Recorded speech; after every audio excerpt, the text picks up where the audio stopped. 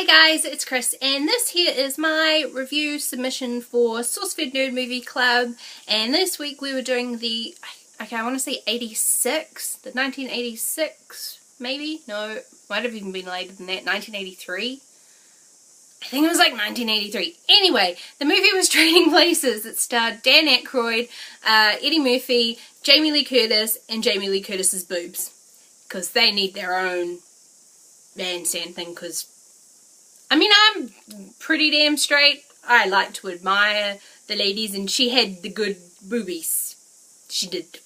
We liked. There were a lot of boobies in the movie, and I think hers were the best. Anyway, so this movie was basically yet another retelling of the whole Prince and the Pauper kind of storyline, on where you take one person who's rich and switch them out with a person who's poor, and, you know, vice versa and things like that. But what this movie did is it showed that back in the 80s, oh, you could drop that bad N-word bomb and the really bad F-word bomb, and no one would bat an eyelid. Also, so much racism and, like, differential class persecution in this movie. It's like, holy crap. Now, I mean, I get the reason why they did it. It's because they wanted to really show the difference between kind of the 80s 1 percentile and the very, very lower class, financially speaking, not necessarily culturally, because, you know, different means and circumstances and stuff, but holy shit, this movie was not subtle about it. But that was the 80s. They basically, like, bash you over the head with, like, a baseball bat trying to get their point across to a lot of times. So, essentially what happens is the Duke brothers, who own, like a commodities trading company on the stock market, they're a bunch of old racist pricks, aren't they?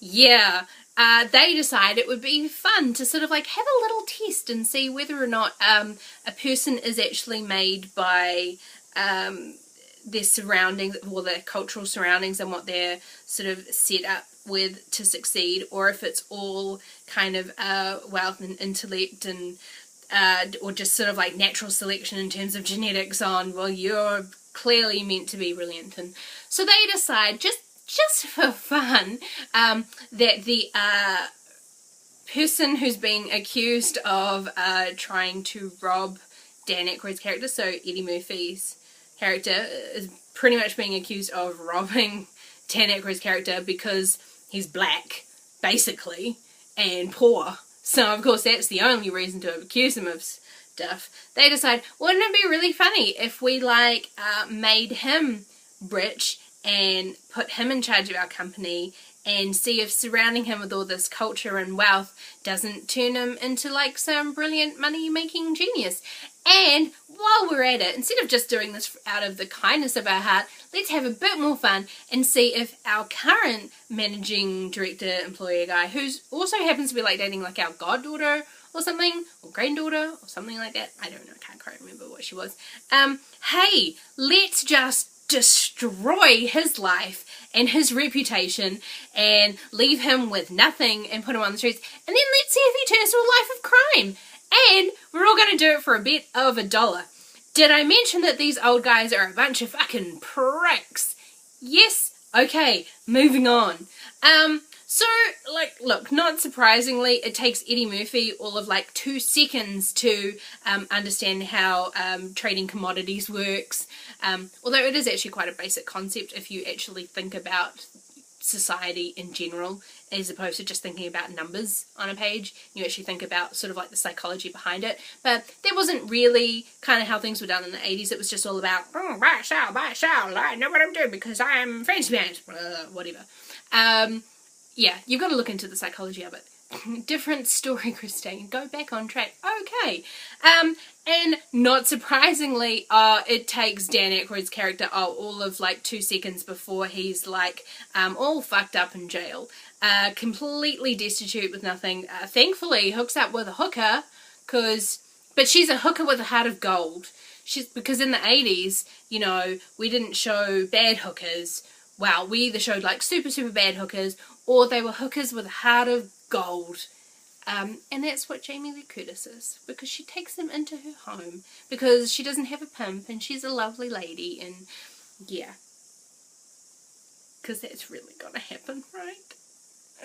But, yeah, because this is the 80s, we had a little bit of a montage, not a big, like, music montage, which was a bit upsetting, because I do love me a good musical montage in a movie, so we didn't really get too much of one there, just a little bit. And it's gonna have a nice tidy resolution at the end. The good guys are going to prosper, and the bad guys are gonna get what's coming to them, pretty much. So, I did enjoy the movie, despite the fact that it was so bad, in that, like, not a bad movie, like, this was the Eddie Murphy that I love, like the Beverly Hills Cop kind of Eddie Murphy. That was awesome, and Dan Aykroyd is always amazing, same with Jamie Lee Curtis. No, I hated that I found myself laughing at all the really, really bad racist things, and, like, just class differential things that were happening in the movie. Like, but I mean, it is set up that you are supposed to hate the rich 1% type people in this movie. Like, you are so supposed to hate them, and they play that role well. They also do that brilliant thing that 80s movies did, with basically beating you over the head on the points that they're trying to make by, in the opening scenes where we're meeting Dan Aykroyd's character, it's like they're playing very it's like, okay, that's fancy person music, so he must be a rich fancy person. I don't need to see anything else. And, yeah, so musical cues in this movie are, again, not, subtle. But it's still a good movie. It's a really good movie if you want to do, like, a study into the social aspects of the movie. It's excellent for that, or also the evolution of society in general and what is okay to say and what is not. So obviously showing how overly politically correct we've become, but still those words, no, not good words. No, we don't say those. No. Yeah. So this is probably going to be my last submission for SourceFed for a little while. I'm taking a little bit of a break to work on a few personal things. So I will see you guys when I see you. Hopefully it won't be too long because I love my movie club and I hope to be back soon. So yeah. Okay, I'm Chris signing out. This was for SourceFed Movie Club. This is my submission and my response, and the editors can call me whatever the hell they want because that's part of the fun of it. So, woo! Okay guys, I will see you later. Bye!